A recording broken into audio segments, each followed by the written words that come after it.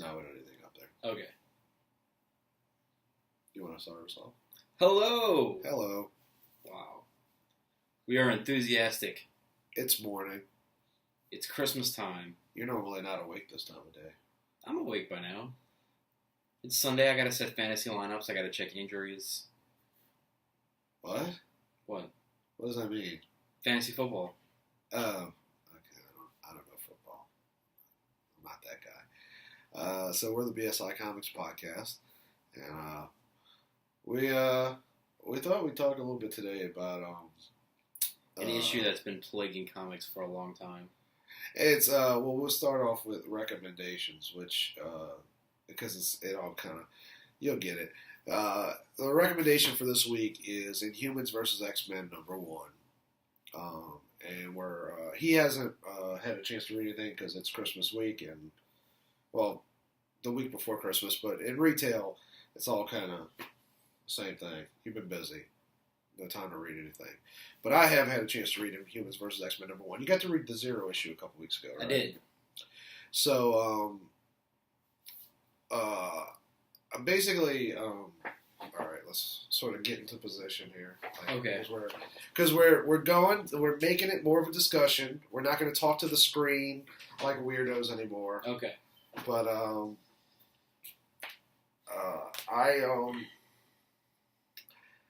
I didn't expect to like Inhumans versus X-Men. I know.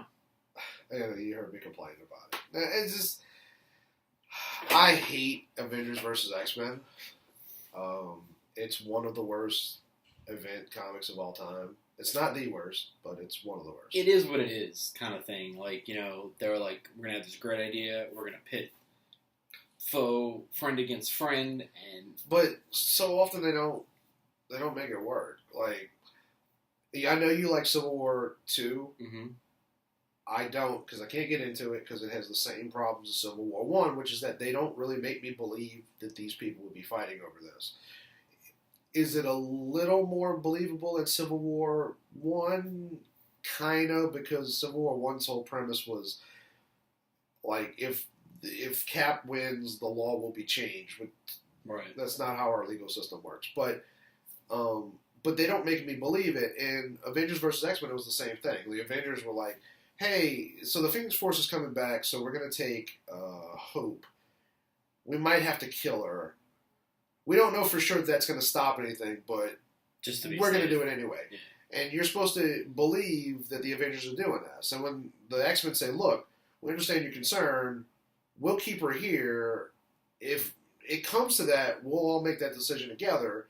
And the Avengers say, no, she's coming with us. But there's no... It seems like it would have just ended on a handshake and okay. Right. Or at least, so like, well, how about we keep some of our people with you? And so, and then some sort of compromise. But no, it's just like, no, we're going to fight over this.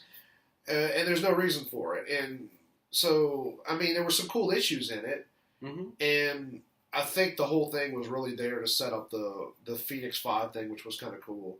But overall, it's like, I think it was like 6 writers and just no real consistency throughout it. Very disconnected. It was just bad. Now, it's sold like crazy. Avengers vs. X-Men is the best-selling event comic since Civil War 1. Well, the title sells it. I mean, who doesn't look at that and go, I would like to see this? But the problem is, because it was bad, and now you have a new event comic coming out, or at least as of a few months ago, where people are hearing about Inhumans versus X-Men. And Marvel's been trying to shove the Inhumans down people's throat for a while. And I like the Inhumans. I think they're good characters, but... They're not the Avengers. They're not the Avengers. They're not the X-Men. And Marvel's counting too much... They're not Squadron Supreme. Literally true. But Marvel's counting on consumers and their comics fans, like, just buying into it just because they're saying, hey, this is going to be our new thing.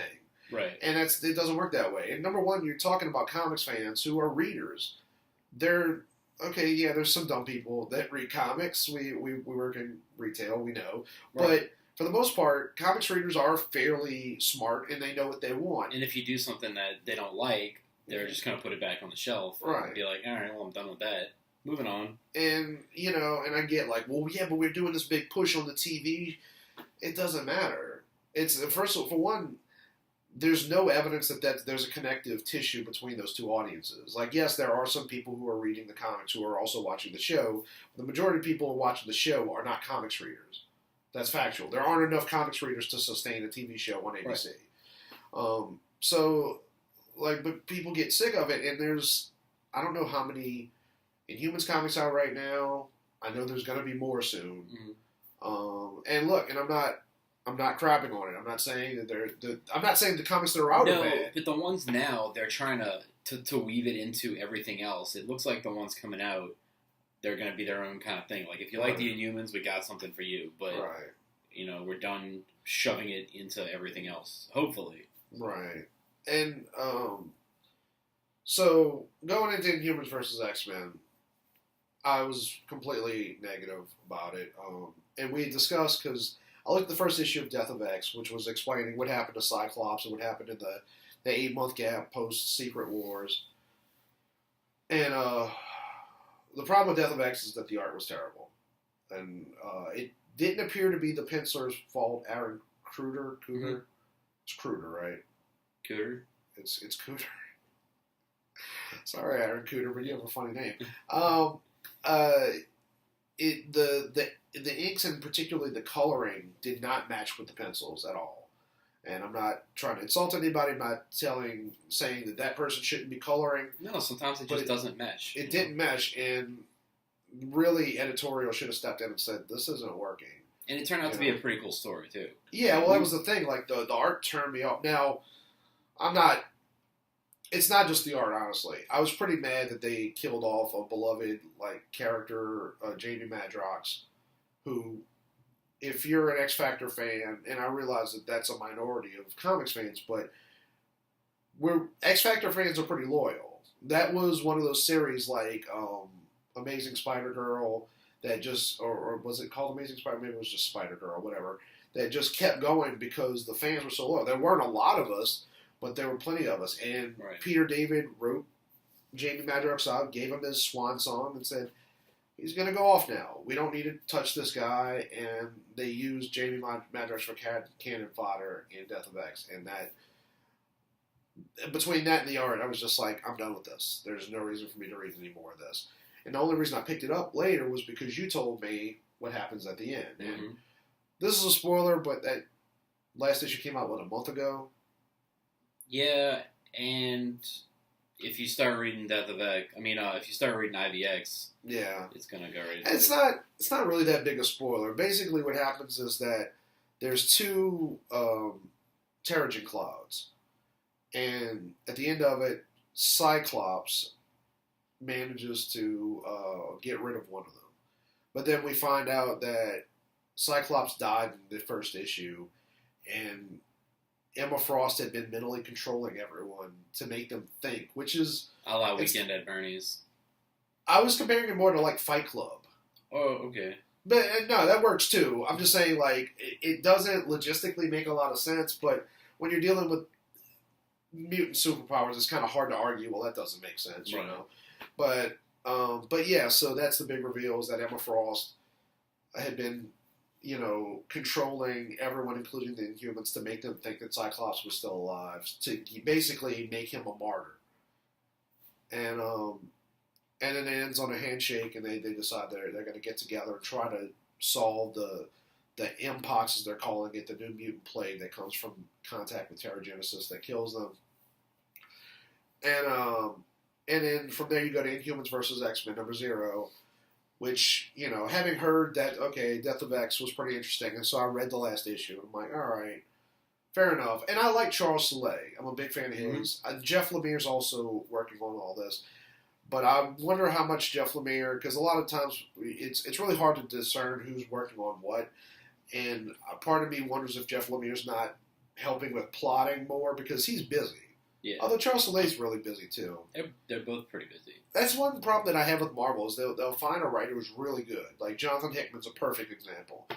And they're like, hey, this guy's really good, and fans seem to like his work, so let's just put him on everything.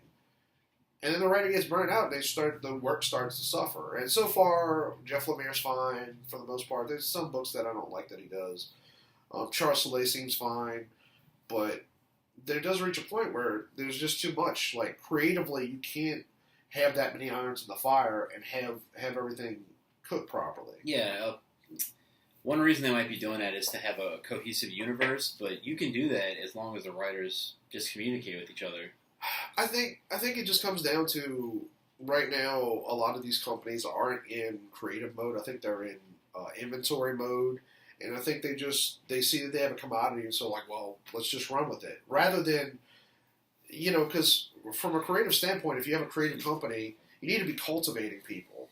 It's nice that you have, I'm just going to throw out Umberto Ramos. It's nice that you have Umberto Ramos, but Umberto Ramos is fine on his own. Go find an artist who's not doing as well and help him along or her along, however it may be, and make them a better artist. Make the next Jonathan Hickman, help them, further their career and become better. It's kind of like a football team. I mean, you have to draft talent. You can't just keep signing, superstars. Or just assume that because Drew Brees is your quarterback that everything's going to work out. Right. That's not how it works, And I just feel like that's just a product of, like I said, like instead of being in more of a creative mode, being in more of an inventory mode where you're more conservative with the way you view your talent,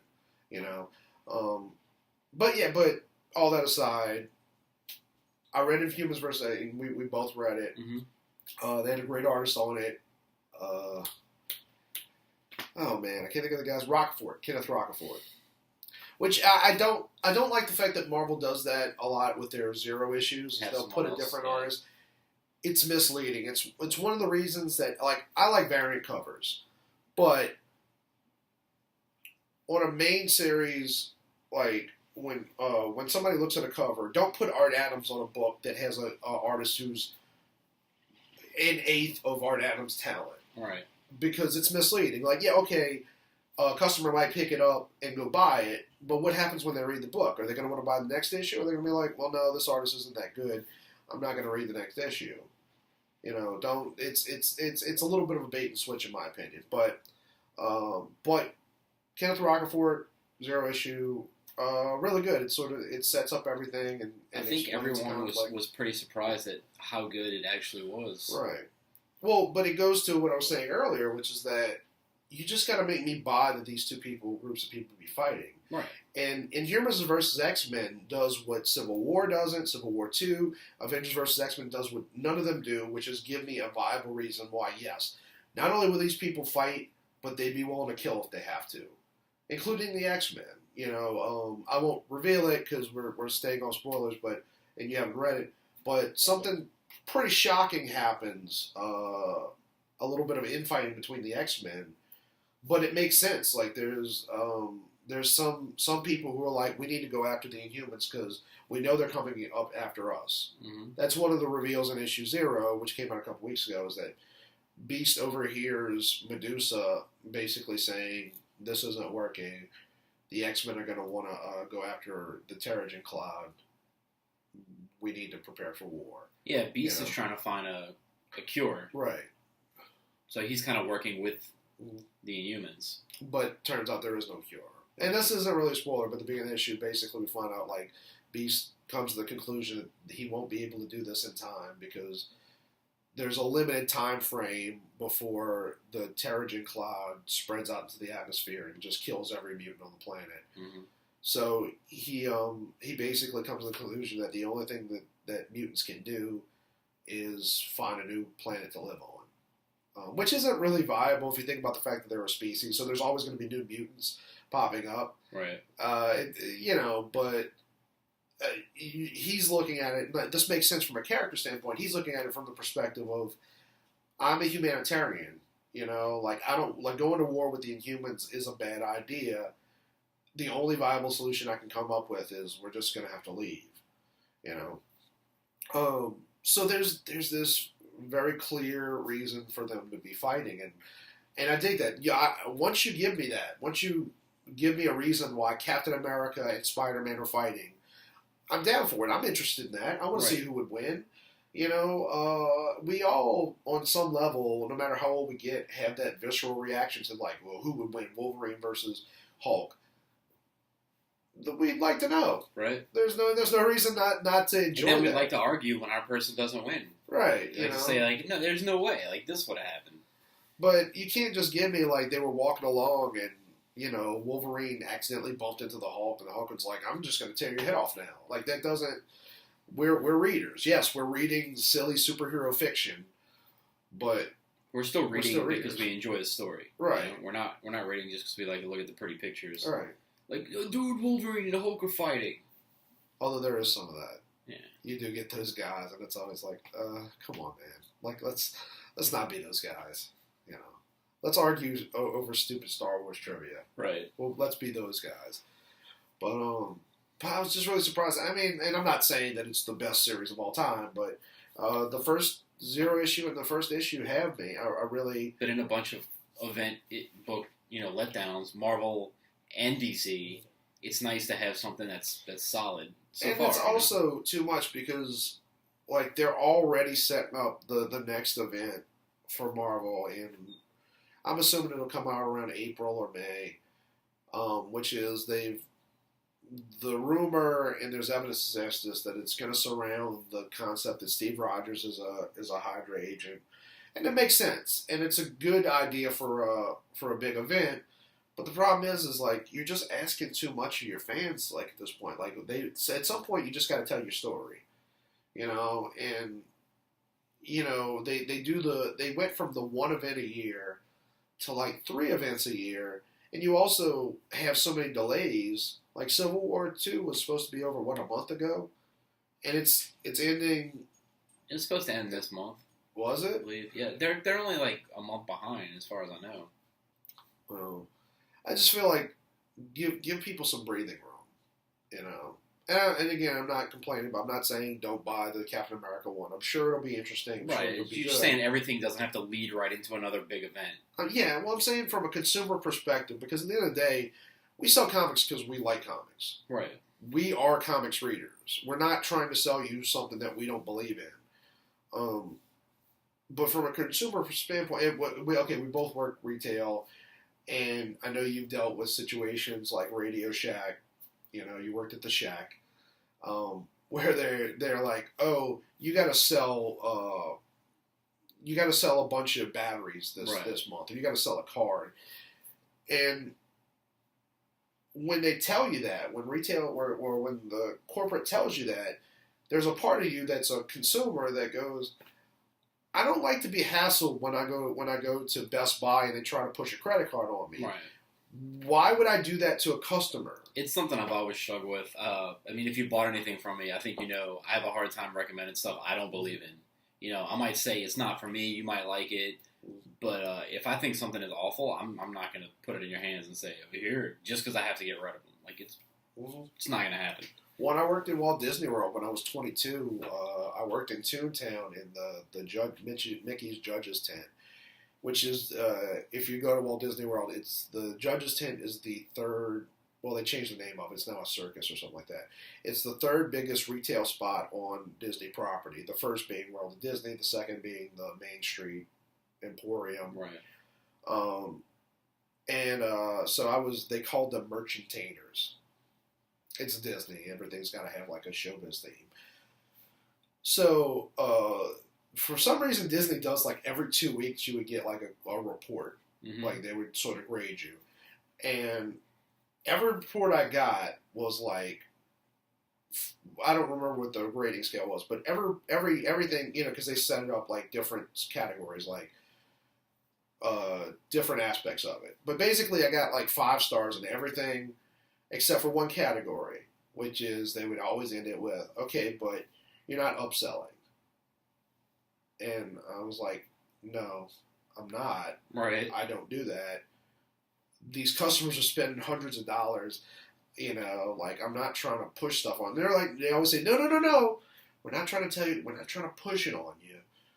We're just saying, like, oh, she likes Princess Merida. Well, how about this Princess Merida like spinny top thing? It's literally in the title of what it's called. upselling. Yeah, like I get it. Like you can use creative language. There's a difference between someone looking for something themed to what they like, and then someone checking on you being like, well, you could get this too. Right. And it just feels like the way Marvel and DC have been operating, and DC's taking a little breather with Rebirth for the most part, although the bi-weekly books are getting a little much for consumers. But plus Justice League Suicide Squad's coming out. Yeah. But it just feels like that's our version of corporate, where because we rely on you to buy these comics, like it feels like now we got to, and it's not a question of whether or not it's good or bad. It's a question of whether or not the consumer wants it. Right. Like if you're reading, Captain America, then he's in like 2 other books, like crossovers. You're like, well, I like Captain America. I want to see what's going on. Right. You shouldn't have to grab the other stuff. Right. And it's also a different situation because the thing about comics is that our customers are sort of part of our family. Like we have a relationship with every customer that walks in the door on Wednesday knows this person. They know Fletch. Mm-hmm.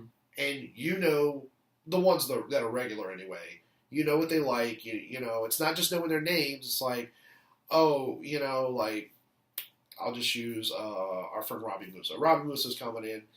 Man, they got that new Transformers, book about Windblade, whatever her name is. Is that her name? Yeah. Okay. Let me mention it to him. But it's a relationship. Right. And we can't treat our customers like shills. We can't be like, you know what, Rick's got a little extra money. I'm gonna stick that that new event comic in there. It gets difficult, and that's why I appreciate that there are good event comics. It's a really hard time as in comics to both to be a consumer and to be a retailer. Mm-hmm. But yeah, we wanted to do this episode just because I feel like a lot of people were in my boat where it's like IVX. In fact, Blake Petit, perfect example. All new showcase. They're starting back up in the new year to sort of reboot. It's their 10th anniversary. Mm-hmm. Probably one of the longest running comic podcasts, I would imagine. It's got to be up there. Yeah. But he came in the other day. He's one of our best customers. He reads an eclectic selection, spends a lot of money each week. And he came in, and I was like, are you checking out IVX? And normally speaking, if I mention something, if I recommend something to him, he'll usually go, all right, I'll give it a shot. Right. He was having none of it. He was like, no, don't even bother. It's not a good sign. Like, it's, and the fact that I had faith in it makes it worse. Like even if I'm telling him it's a good series. Right. So. Maybe we'll give him a couple review copies. Yeah, it's not a bad idea. I mean, now we're just discussing like inside baseball things that we should be doing. That's not a bad idea though, just to give him a copy, But, truthfully, we underordered on this just because, did Death of X do well? It did okay. Okay. Did it stay steady throughout the 4 issues, or did it kind of? Yeah. Okay. Because sometimes people that were reading X books, were grabbing that. Mm-hmm. A few people were just kind of confused. You had to explain, like, look, this isn't current. This is what happened here. Yeah. It wasn't presented as what it was, because I kind of wasn't even bothering with it. And then one of our customers said, "Hey, are you reading this?" I was like, "Nah, what's going on?" And he told me, I was like, "That actually sounds pretty interesting," which I probably relayed to you. Yeah. Yeah.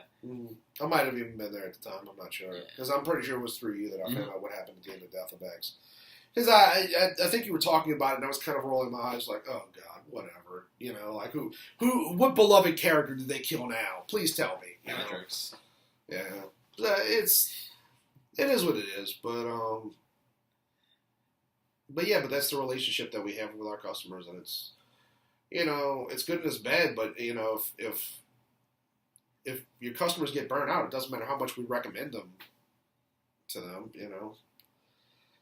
So, is there anything else we should talk about with this? I mean, I'm recommending this. I'm not in, I think we're trying to be honest. We're only on the first. I mean, we've only read 0 and 1, but it's a good sign. The groundwork's laid for a solid series, And you've got solid creators involved, and that's the main thing. Like, I've gotten to the point where I don't necessarily follow characters. I follow the writers and the artists that I'm interested in. Another thing we didn't bring up is the book feels, I know we've been using this term a lot lately, it actually feels meaty. Like, it feels like a book.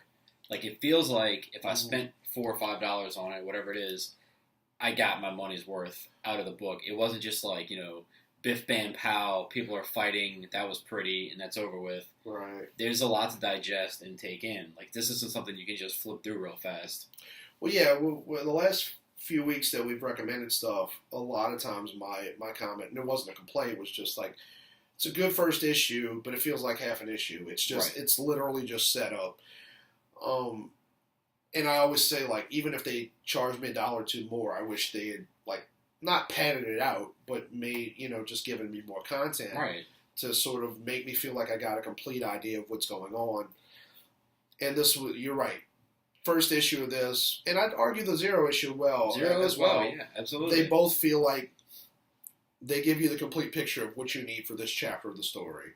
And it couldn't be more appreciated, even if it is $1 or $2 more. Because that's the thing, like, we'll pay more if we feel like we're getting more.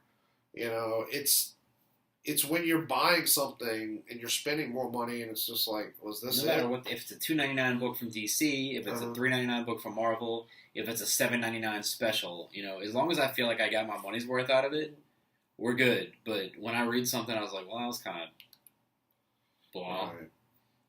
I think the only thing that we didn't mention, because we had talked about this privately beforehand, was just, my biggest complaint, the reason I wasn't interested in IVX is that all I could think is, like, this is a cash grab. This isn't, there's no reason to have an IVX. It's just like, oh, what are we going to do? Let's just throw the Inhumans and X-Men together. And I felt like it was a cash grab. And what you were saying was... What was I saying? It doesn't matter if it's a cash grab if it's good. Like, oh, absolutely.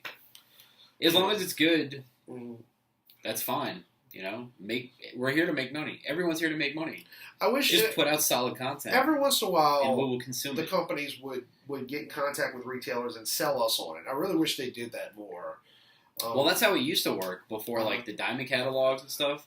You get a phone call and it'd be like, "Hey, Wolverine's coming out. You might want to order up on this because this is going to happen." And that was before it could be leaked out on the internet, and you could find out on the internet. Those sites we don't need to mention that would come out, and they say, "Oh, spoiler, blah blah blah." Well, you wouldn't know that unless you went to the comic shop or one of your friends was like, "Man, did you read the new Wolverine? It's incredible." Yeah. So that's kind of how it used to work. I mean, they've done it more recently than that, but it feels like they've kind of stopped altogether in the last year or two. And it's... Well, the way they do it is through the websites now, and it kind of sucks because it predates even when we can get information, and... Yeah, but there's no sales like a private or personal sales pitch. Right. The Walking Dead's a perfect example.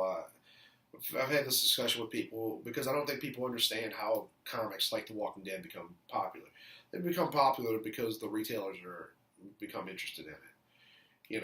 If you can get comic shops, employees, and owners on board, you can become not the next Walking Dead. That's highly unlikely. That's a phenomenon that you can't really explain with numbers, but... Retailers talk to each other, Right. We'll say, "Hey, did you check this book out? It was awesome." And somebody will check it out. Or they'll say, "This book is going to be hot. Order some, sit on them because your customers are going to want them in a few months when this really does pick up." No, it's that's how things become big. Like, and when you have, especially when you have the market drowned out, like if you have a book that is good, like why don't I don't understand why they don't give us a call and just say, "Look, we think this is something special. Order high on it, or at least order a decent amount because it's worth it." Mm-hmm. But anyway, I think we're a little inside baseball at this point. Is there anything besides that you want to talk about? I mean, I know you haven't seen Rogue One yet. I've seen it. I saw it opening night. I actually have I have a podcast coming out. Well, it'll be out by the time this gets published. That on my Grim Grinning host show where we did. It's actually a 3-hour review of it. Oh. Yeah. You did a review longer than the movie? Yeah, we made that joke. Actually, towards the end, I realized I was bringing up things that I really should have cut out. That really were just questions in my mind that no one needed to know.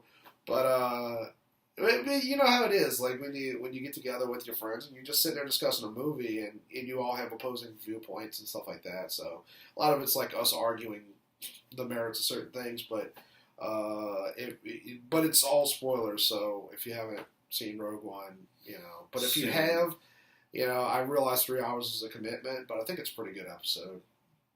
And, check that out. Yeah, and we're probably we are going to have an episode next week. We're going to do a Christmas, or I guess combined Christmas, New Year's. Yeah. I was thinking maybe we can talk about our favorite holiday comics and TV. So just pop culture. Like maybe we'll each bring up 5 holiday stories that we like, whether it's comics, TV, or movies. Right on. And I mean I don't know if we'll take a break for a week or something like that. We'll figure something out. But definitely expect we're going to do that this week. And from us at BSI, thank you to everyone who contributed to our charity. The Ronald McDonald House went very, very well. We're going to do it next year, but we'll have it more together. The real issue that we had was finding a charity. So we had a charity in mind, and I think we discussed it in the last episode. They didn't want books or toys. They wanted money, which is not acceptable for us. We're not hitting up our customers for cash that we don't know where it's going to. Right. But Ronald McDonald House was a good substitute. But unfortunately, by that time, it was just we didn't give people enough time. We gave them 2 weeks. I feel like we would have done better. But we do appreciate everyone who did contribute. Just yesterday I saw we got a substantial amount of stuff for them. I think it's going to help. So. And we donated a little bit ourselves as well. Mm-hmm. So next year, look out for that. And I think the next year for BSI is going to be a good one where we're going to be making some changes, and we hope y'all come along with us. We're going to be doing some interesting things. We're going to be working on having more artist classes, because we have a lot of friends. I mean, we have an artist right here.